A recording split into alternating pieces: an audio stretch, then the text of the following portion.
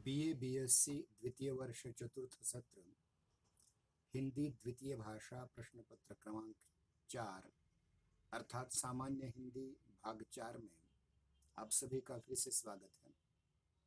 हमने एक नया पाठ्यांश आरंभ किया था जिसका शीर्षक था मीडिया लेखन, और इस जनसंचार माध्यम लेखन के अंतर्गत हमने इससे पूर्व जनसंचार क्या होता है और उसकी विभिन्न परिभाषाएं क्या होती हैं इन पर चर्चा की। लगभग 8 परिभाषाएं हमने देखी। आज हम उसके आगे का पाठ देखने का प्रयास करेंगे। इन परिभाषाओं मतलब अभी तक जो 8 परिभाषाएं हमने देखी, इन परिभाषाओं के आधार पर यह स्पष्ट हो जाता है कि भाव, विचार, मत, तथ्य, संदेश आदि का सोद्देश्य प्रेषण और उनका जन पर अपेक्षित प्रभाव में ही जनसंचार का स्वरूप स्पष्ट होता है। जनसंचार मात्र क्रिया नहीं, यह एक प्रक्रिया भी है, और उस प्रक्रिया को समझे बिना जनसंचार को समझना कठिन है, असंभव है। अगर हमें जनसंचार को समझना है तो सबसे पहले हमें इसकी प्रक्रिया को समझना पड़ेगा, और इसकी प्रक्रिया समझने के लिए आज की तासिका का हमने आयोजन किया हुआ है। जो छात्र ज्वाइन होते जाएंगे उनको हम ज्वाइन कराते रहेंगे। अब आरंभ करते हैं जनसंचार प्रक्रिया को। यानी जनसंचार की जो प्रक्रिया है उस प्रक्रिया के अंतर्गत बहुत सी बातें आ जाती हैं, और इस प्रक्रिया का स्वरूप समझने के लिए हमें इसके अलग अलग तथ्यों पर ध्यान देना बहुत जरूरी है। इसमें कुल मिलाकर के 6 अलग अलग प्रक्रिया के खंड होते हैं। यानी जो लंबी प्रक्रिया है,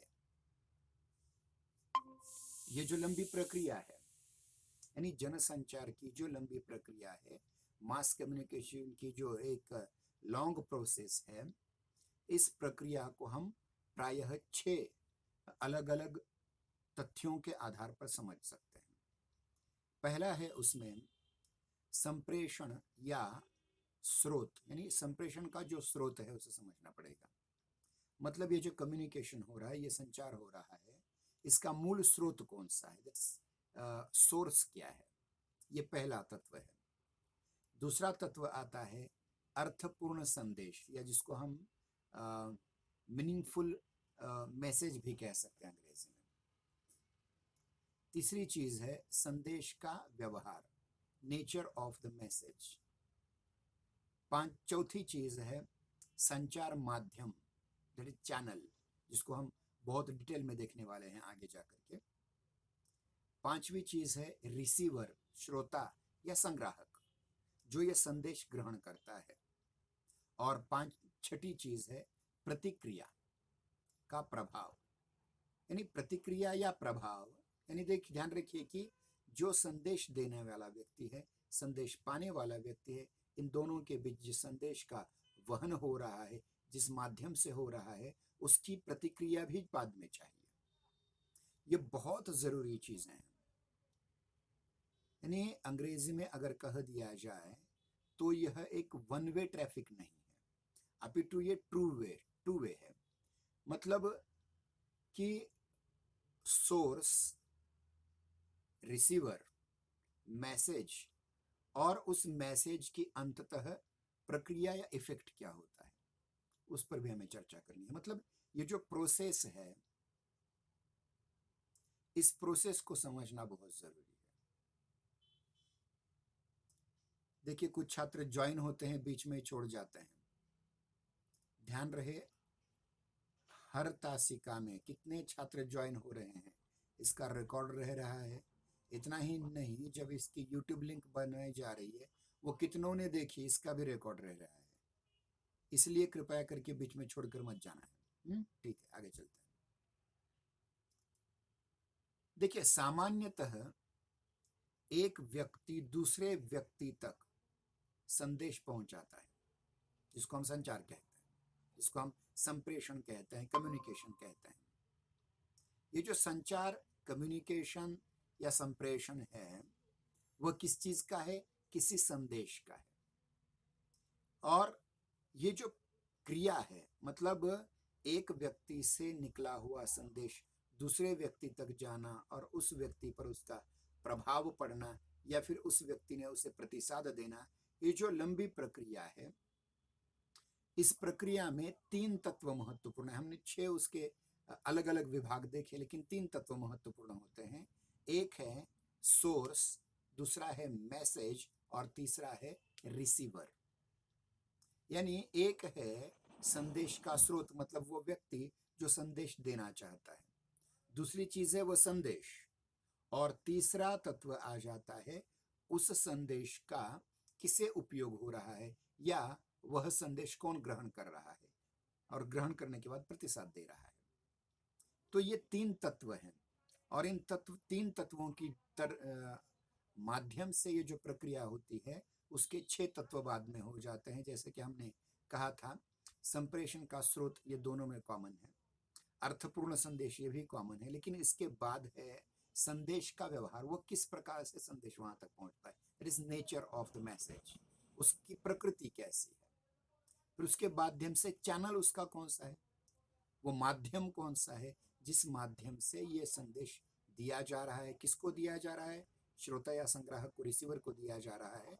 और उसका प्रतिसाद क्या है, उसकी प्रतिक्रिया क्या है, और खास करके उसका प्रभाव क्या है।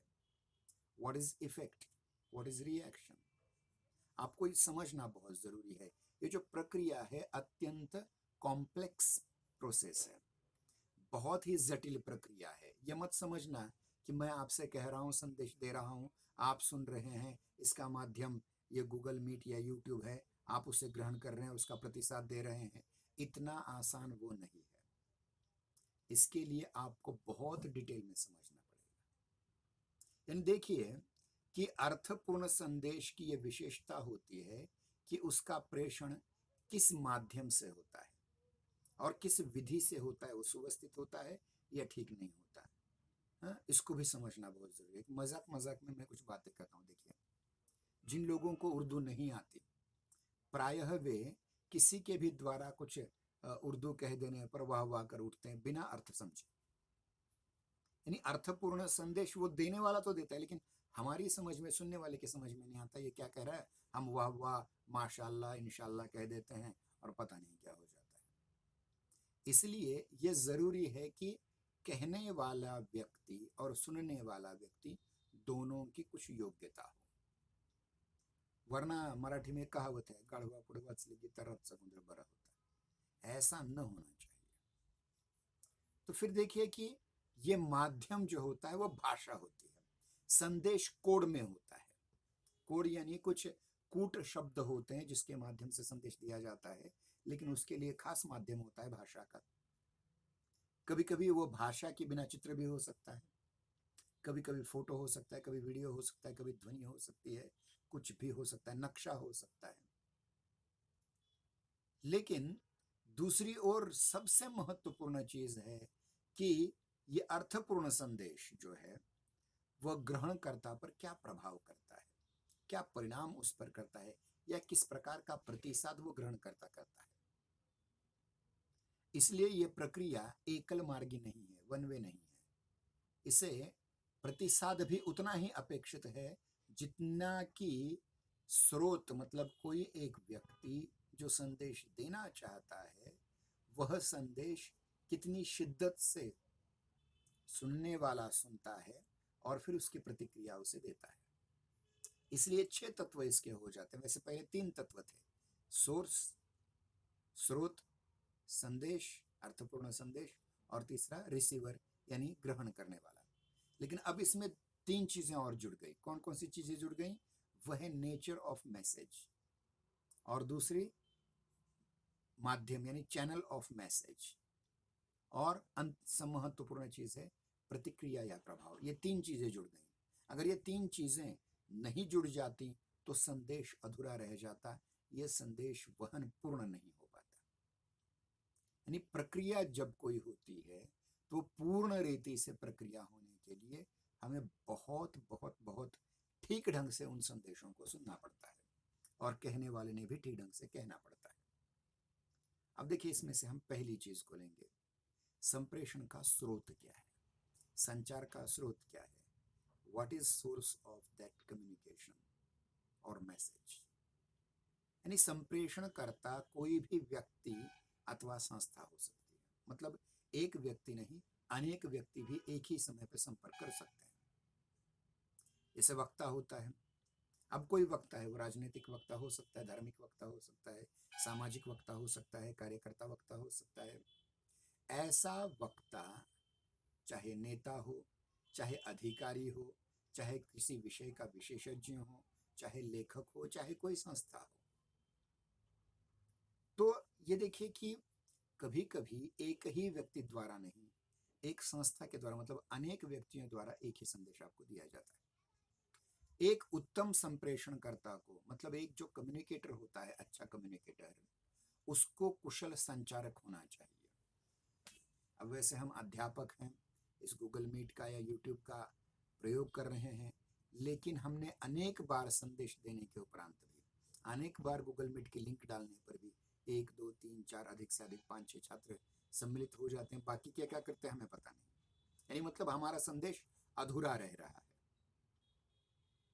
भले ही हम अपने कर्तव्य की तरह इसे निभा रहे हैं, इतना ही नहीं, आगे चल करके इस आभासी तासिका की यूट्यूब लिंक बनाकर भी भेज रहे हैं, वो भी नहीं देख रहे हैं।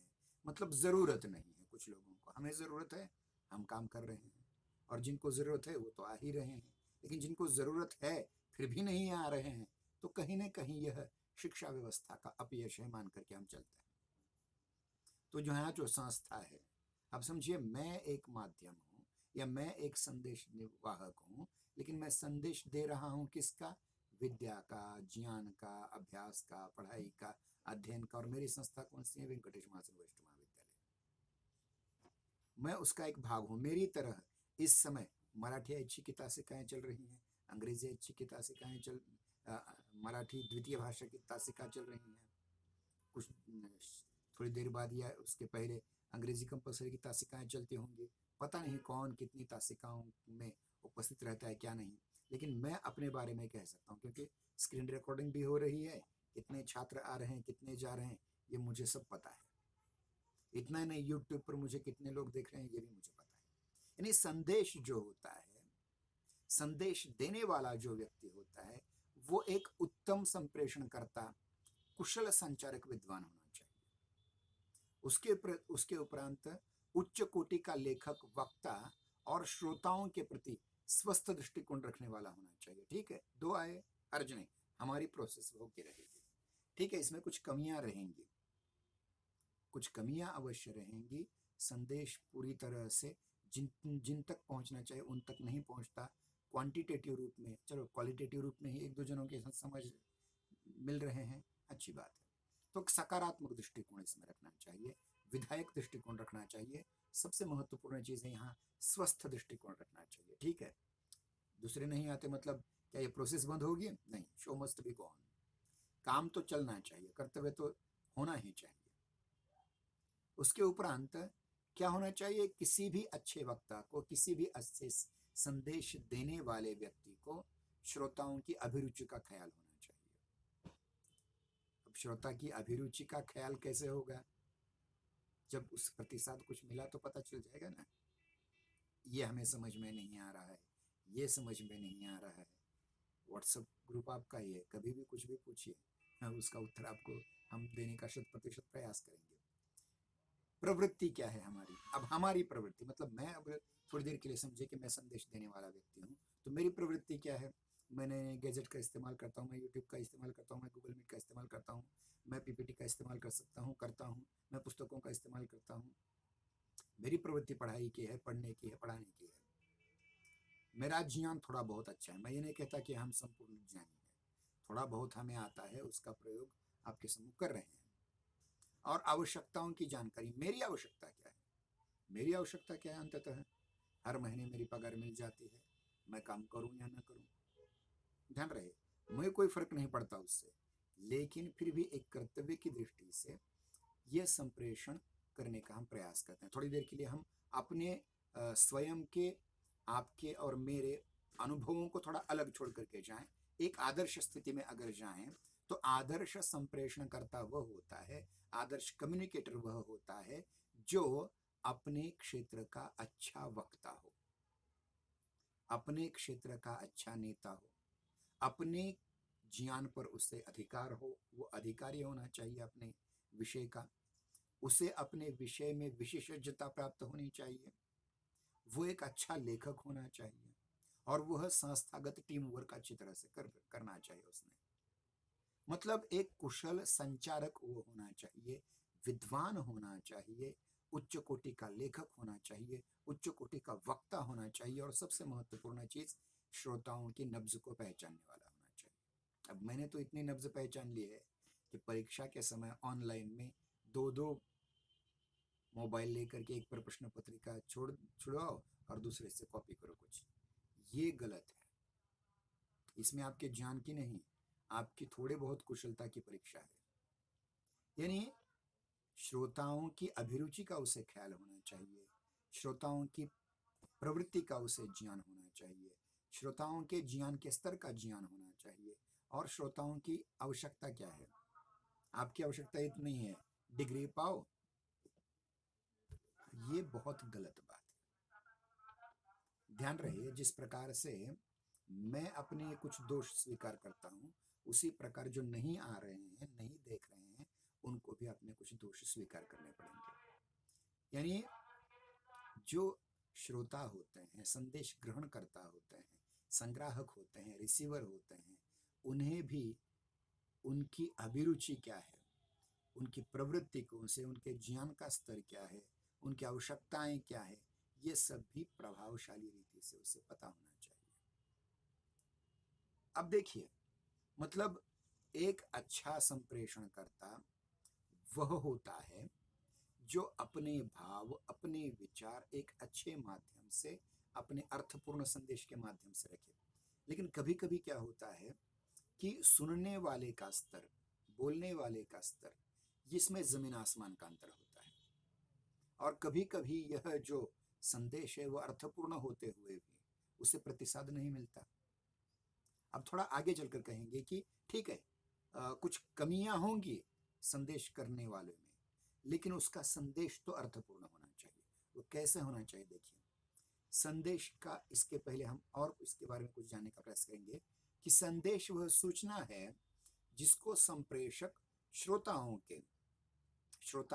तक संप्रेषित करता है या करना चाहता है, या करना चाहता है, और श्रोता जिस संदेश को स्वीकार करना चाहते हैं, ऐसा संदेश। संदेश में क्या क्या होता है, एक विचार होते हैं, भाव होते हैं, इच्छाएं भी होती हैं। मतलब भाव और इच्छाएं हमारे हृदय से संबंधित हैं, लेकिन विचार हमारे मस्तिष्क से संबंधित हैं। इसलिए वह संदेश बहुत महत्वपूर्ण होता है। कभी कभी केवल बुद्धि से विचार किया गया हृदय को घाटा दे जाता है, और हृदय से विचार किया गया बुद्धि को घाटा दे जाता है। इन दोनों का संतुलन भी होना चाहिए। तो देखिए कि सूचनात्मक जो संदेश होते हैं या जो सूचनाएं होती हैं, उनको कहीं ना कहीं ये जरूरी होता है कि वह श्रोताओं के भाव से, इच्छाओं से संबंधित हो। और आगे चलकर कहा है कि संचार की जो प्रक्रिया है, जो प्रोसेस है, उसमें वह महत्वपूर्ण होता है। कौन? संदेश। संचार को अर्थों का स्थानांतरण क्या कहा जाता है?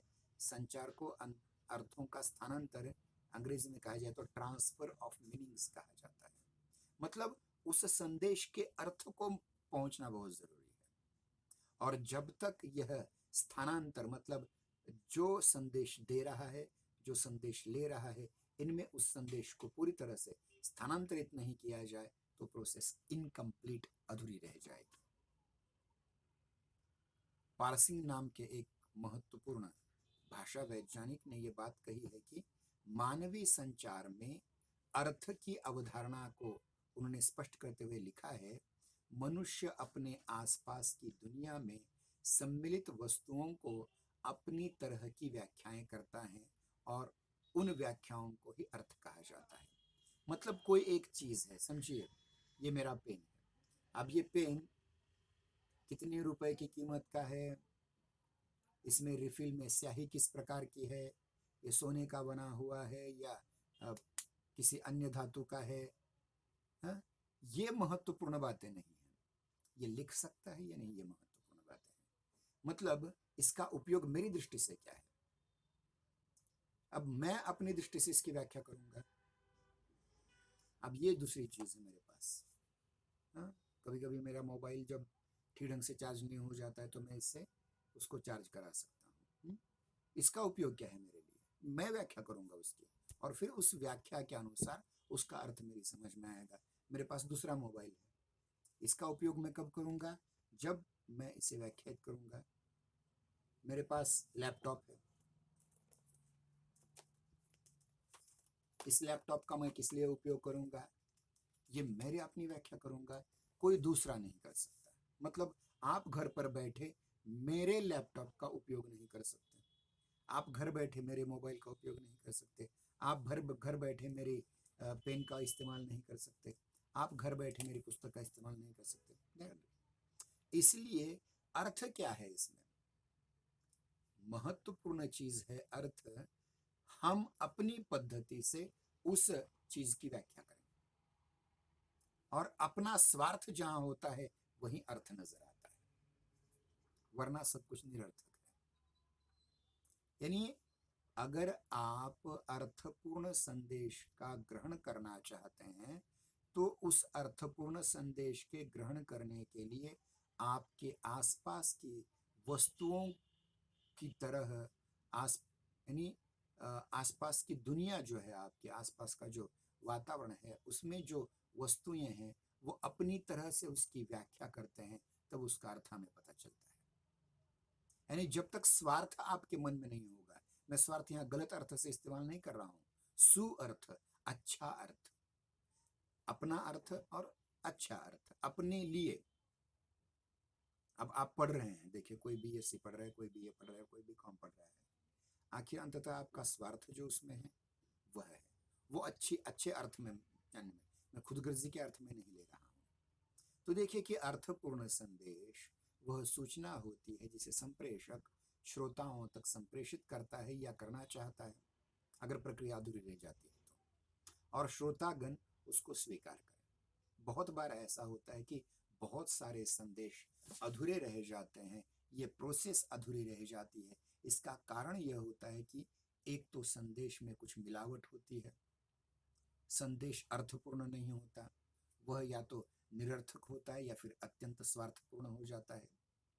इसलिए ये जरूरी है आपको कि अर्थों का स्थानांतरण करने आना चाहिए। मतलब मैं जिन जिन वस्तुओं का उपयोग करके उनकी व्याख्या अपने स्वार्थ के लिए करता हूं, उतनी ही चीजों का उपयोग आप भी कर सके। एक प्रकार से मेरे पास जो अर्थ है, मेरे पास जो मीनिंग है जिन चीजों का, वो मीनिंग आप तक पहुंचना चाहिए और आप उसे अच्छी तरह से प्रतिसाद दे सकें। इसलिए ये संदेश अर्थपूर्ण होना ही जरूरी है। अगर वो निरर्थक है तो कोई उसकी व्यर्थता उसकी हो जाएगी। अब चलते हैं तीसरी बात पर। तीसरी है संदेश का व्यवहार। ये संदेश का व्यवहार कैसे होता है, संदेश या जो अर्थ आप कहना चाहते हैं, जिस भी माध्यम से आप कह रहे हैं, उस अर्थ के सुचारू प्रेषण के लिए, मतलब भेजने के लिए उसे प्रेषण के योग्य स्वरूप में डालना आवश्यक होता है। उसका योग्य स्वरूप होना चाहिए। उस प्रक्रिया में बहुत बड़ी भूमिका ये भी निभाता है कि संदेश जो आप देना चाहते हैं या आप जो संदेश ग्रहण करना चाहते हैं, जो अर्थ पहुंचाना चाहते हैं अपने श्रोताओं विद्यार्थियों तक, उसको एक अच्छे पद्धति से, एक अच्छी तैयारी करके उस प्रेषण के योग्य, मतलब मैं जो कुछ बोल रहा हूं, ध्यान रखिए जब भी गूगल मीट पर या जूम पर इस प्रकार की तासिकाएं होती हैं तो सबसे पहले पूछा जाता है क्या मैं ऑडिबल हूं, क्या आपको सुनाई दे रहा है। क्योंकि अगर वह व्यवहार ही अधूरा रह जाएगा, मतलब आपको न सुनाई दे रहा है, मैं ये सुर से बोलते रहा हूँ, तो कोई उपयोग नहीं होगा। इसलिए संदेश का व्यवहार भी ठीक ढंग से चाहिए। मनुष्य का एक मस्तिष्क है, मनुष्य के एक मस्तिष्क मतलब मैं जो विचार कर रहा हूँ, मेरे मस्तिष्क में जो कुछ चल रहा है, वो दूसरे मस्तिष्क में आसानी से मैं डाल सकूं, ये संदेश का व्यवहार होता है। देखिए, और ये सिर्फ डालना नहीं, एक मस्तिष्क का उठा करके दूसरे मस्तिष्क में डालना नहीं है, अपितु अर्थों का सीधा स्थानांतरण करना नहीं, इतना वो आसान नहीं है। इसके लिए उसे एक प्रतीक चाहिए, प्रतीकों के माध्यम से। अब देखिए, मेरे पीछे छत्रपति शिवाजी महाराज की एक तस्वीर है। अब ये तस्वीर मैंने क्यों लगाए रखी है? क्योंकि मैं महाराष्ट्र वासी हूँ और मैं जानता हूँ कि मध्य युग में सबसे महान राजा अगर कोई हुआ हो तो छत्रपति शिवाजी महाराज। मेरे पीछे बहुत सी पुस्तकें हैं, ये भी प्रतीक है। किस चीज की प्रतीक है? कि मैं थोड़ा बहुत पढ़ता हूँ। मैं ये नहीं कहता कि मैं सबसे ज्यादा पढ़ाकू व्यक्ति हूँ, ऐसा नहीं है, लेकिन ये एक प्रतीक है। ये प्रतीक है कि मैं एक अध्यापक हूँ, मैं एक पढ़ने वाला व्यक्ति हूँ, मैं एक अच्छा कम्युनिकेटर बनने का प्रयास कर रहा हूँ, बना नहीं हूँ अभी, ध्यान रखिए। क्योंकि कोई भी व्यक्ति संपूर्ण नहीं होता, संपूर्ण तो केवल परमात्मा होता है। तो देखिए कि उसके लिए एक प्रतीक चाहिए, और उस प्रतीक से वो मतलब ये शब्द क्या होते हैं संदेश में? शब्द भी आखिर क्या है? किसी अवधारणा के प्रतीक हैं। अगर आपके सामने एक शब्द डाल दिया जाए कुर्सी, तो कुर्सी सुनते ही आपके मन में एक विशिष्ट आकृति आ जाएगी जो प्रतीक होगी, और इसलिए वो जो आकृति आ जाएगी आपकी, उस आकृति के प्रतीक के रूप में आप कुर्सी नाम का शब्द इस्तेमाल कर रहे हैं। तो ये प्रतीक होना चाहिए। मतलब जिन अवधारणाओं का हम संप्रेषण करना चाहते हैं, संचार करना चाहते हैं, कम्युनिकेशन करना चाहते हैं, उन अवधारणाओं के लिए कौन कौन से शब्द प्रतीक रूप में प्रयुक्त होते हैं। कभी कभी ये प्रतीक केवल शब्द नहीं होता, केवल वाणी नहीं होती, केवल स्वर नहीं होता, केवल ध्वनि नहीं होती, अपितु कभी कभी चित्र भी हो सकता है, कभी कभी वीडियो भी हो सकता है, कभी कभी ग्राफ हो सकता है, आरेख, कभी कभी केवल चित्र हो सकता है, पोस्टर हो सकता है। मतलब दृक श्राव्य, दृक श्राव्य तीनों पद्धति से, मतलब केवल सुनने से, केवल देखने से, या देखने सुनने से, तीनों पद्धतियों के प्रतीक आपके सम्मुख उपस्थित हो जाएंगे। एक अच्छा संचारकर्ता अपने अंदर प्रतीकात्मक क्रिया का विकास करता है। मतलब एक अवधारणा को अगर वो समझे, वो कठिन अवधारणा है समझिए, तो उसे सीधे सादे शब्दों में उदाहरण दे करके समझाने की उसमें कला आनी चाहिए। एक अच्छे संचारकर्ता को अपने प्रतीकात्मक क्रिया की कला का विकास करने आना चाहिए, करता है वह प्रतीक रचना की नई नई विधियां सीखता है। देखिए, जैसे ब्लैक बोर्ड, पहले ब्लैक बोर्ड और खड़ू से हम पढ़ाया करते थे, फिर उसके बाद अलग अलग स्थितियां आ गई, हम व्हाट्सएप के माध्यम से पढ़ने लगे, फिर वॉइस टाइपिंग के माध्यम से पढ़ने लगे, फिर उसकी पीपीटी बना दी, फिर उसके गत सत्र में बहुत ज़्यादा पीपीटियाँ बनाई हमने, और इस सत्र में भी एक अच्छी पीपीटी हमने बनाई थी जिसका वीडियो कल डाल दिया था मैंने। वो वीडियो था जीवनी स्वामी दयानंद लेखक मोहन राकेश की। मुझे पता नहीं कितनों ने देखी, जिन्होंने देखी उनको अच्छा लगा होगा कि एक चित्रों का भी प्रयोग पीपीटी में किस प्रकार किया जाता है, किस प्रकार से बेल आइकॉन का प्रयोग किया जाता है। देखिए, अपने ज्ञान को, अपने संदेश को, अपने पास के विचार को दूसरों तक पहुंचाने के लिए अनेक माध्यमों का प्रयोग किया जा सकता है, अनेक प्रतीकों का प्रयोग किया जा सकता है, और उसमें कुछ नया सीखने को मुझे भी मिलता है, आपको भी मिल सकता है। इतना ही नहीं, प्रतीक रचना की नई नई विधियां, ऐसे प्रतीक जो हम बनाते हैं अपने मस्तिष्क में, उसकी अलग अलग प्रकार से, मतलब हमारे मस्तिष्क में क्या है, उसको कहा जाता है, देखिए एक विशिष्ट स्थिति है उसे, एक काल्पनिक चित्र हम बनाते हैं कि ये हमें ये करना है, काल्पनिक प्रतीक बनाते हैं, और उस काल्पनिक प्रतीक के माध्यम से हम अपना संदेश आप तक पहुंचाने की कोशिश करते हैं, और वो नए नए खोज करता है। क्या इससे भी ज्यादा कुछ अच्छा किया जा सकता है क्या?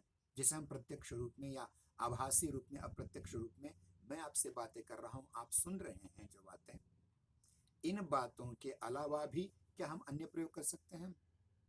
पहले मैंने पांचों पाठों की PDF डाली थी, पता नहीं कितनों ने पढ़ी। अगर उसकी गूगल परीक्षा ली जाए तो पता चल जाएगा कितनों ने पढ़ी ठीक ढंग से, कितनों ने नहीं। इसी प्रकार से नए नए तरीके खोजने पड़ते हैं, नया नया अन्वेषण करना पड़ता है। साथ ही साथ जो काम, जिस चीज का अन्वेषण किया उसे उसको अधिक विकसित करना, उसको और भी अधिक विकसित करने का प्रयास, संदेश के बाह्य रूप को, जो संदेश का बाह्य रूप होता है उसके अंदर की जो विषय वस्तु होती है उसका चयन करना, प्रस्तुति करना, प्रेजेंटेशन करना, प्रेजेंटेशन का स्वरूप क्या है उसको ले लेना। खास करके पावर पॉइंट प्रेजेंटेशन पर हम ये सारी चीजें दे सकते हैं, जिसमें माइंड मैप के माध्यम से किस प्रकार से कोई एक संदेश अच्छी तरह से दिया जा सकता है। और शैली आदि का निर्धारण हमें करना पड़ता है, उसको भी हम देखने का प्रयास करें।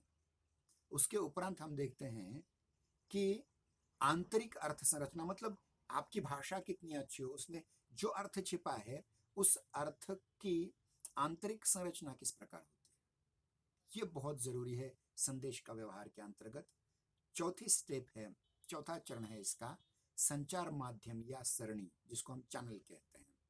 मतलब स्रोत कौन सा है और श्रोता के बीच, मतलब वक्ता और श्रोता के बीच जो ये माध्यम है, ये सेतु है, ये किस माध्यम से, क्या है ये, जिसको हम मीडिया कहते हैं, माध्यम कहते हैं, जनसंचार माध्यम कहते हैं, अथवा संचार द्वारा श्रोता के पास पहुंचाया जाता है उसे संचार माध्यम मीडिया कहा जाता है, अथवा संचार सारणी चैनल कहा जाता है। अब देखिए पारिभाषिक शब्द चैनल के लिए आया सरणी, सरणी शब्द। तो ये संचार सरणी कौन सी है? संप्रेषण के लिए संदेश के तत्व और उसकी प्रकृति के अनुसार ही संचार माध्यम का चुनाव उपयुक्त होता है। अगर आपको केवल ध्वन्यात्मक या वाणी का संदेश चाहिए तो फिर वाणी का दे सकते हैं, केवल दृश्यात्मक चाहिए तो दृश्यात्मक देख सकते हैं, कभी कभी दृश्याव्यात्मक चाहिए तो वो भी कर सकते हैं। यानी संचार के माध्यम जो होते हैं, यानी उसका जो चुनाव करना है, जिस माध्यम का चुनाव करना है, वो बहुत सोच समझ विचार करने के बाद किया जाता है। जनसंचार के परंपरागत तथा आधुनिक माध्यम, चाहे वो मौखिक माध्यम हो, चाहे मुद्रित माध्यम हो, मौखिक मुद्रित यानी छपे हुए, श्रव्य माध्यम रेडियो जैसा हो, दृक्श्राव्य माध्यम टेलीविजन जैसा हो, सिनेमा जैसा हो, या फिर इस समय की आभासी तासिका जैसा हो, हर संचार माध्यम की अपनी प्रकृति, व्याप्ति और सीमाएं होती हैं।